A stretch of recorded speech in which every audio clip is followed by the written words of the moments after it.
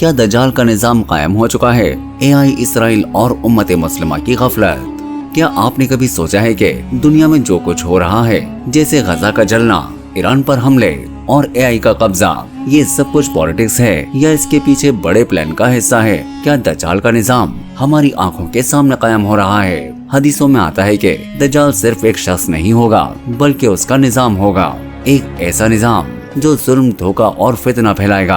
आज हम AI को देखते हैं, आर्टिफिशियल इंटेलिजेंस। वो इंसानी जहन से तेज सोचती है, न्यूज बना सकती है, झूठ को सच और सच को झूठ बना सकती है। इस वक्त दुनिया की ताकतवर ताकतें मीडिया और AI का इस्तेमाल करके लोगों के जहनों को कंट्रोल कर रहे हैं। मस्जिद अक्सा का बेहुरमत होना, गजा में बच्चों का कत्ल, ये सब कुछ सिर्फ एक कॉन्फ्लिक्ट नहीं, ये एक मिशन है, ग्रेटर इसराइल का मिशन, जो दज्जाली मिशन का हिस्सा है। आखिर क्यों फितने की जड़ इसराइल और ज़ियोनिज़्म में मिलती हैं? कुरान हमें बताता है, और जब उनका वक्त पूरा होता है तो हम उन्हें उठाकर ले जाते हैं। सूरा अल असर आयत नंबर 4 और 6। आज मुसलमान दुनिया में नेटफ्लिक्स और रील्स में मसरूफ हैं, लेकिन उनके घर जल रहे हैं। एक तरफ AI और डिजिटल सिस्टम से दज्जाल का रास्ता बनाया जा रहा है, और दूसरी तरफ उम्मा में ना यूनिटी है और ना ही लीडरशिप। ना OLC कुछ कह रही है, ना अरब लीडर्स किसी मुकद्दस मिशन का हिस्सा बन रहे हैं। हम क्या कर सकते हैं?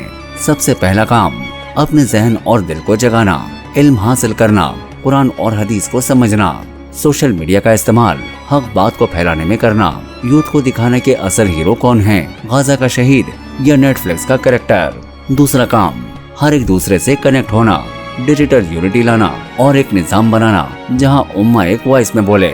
ये वक्त है सोचने का, उठने का और हक का साथ देने का।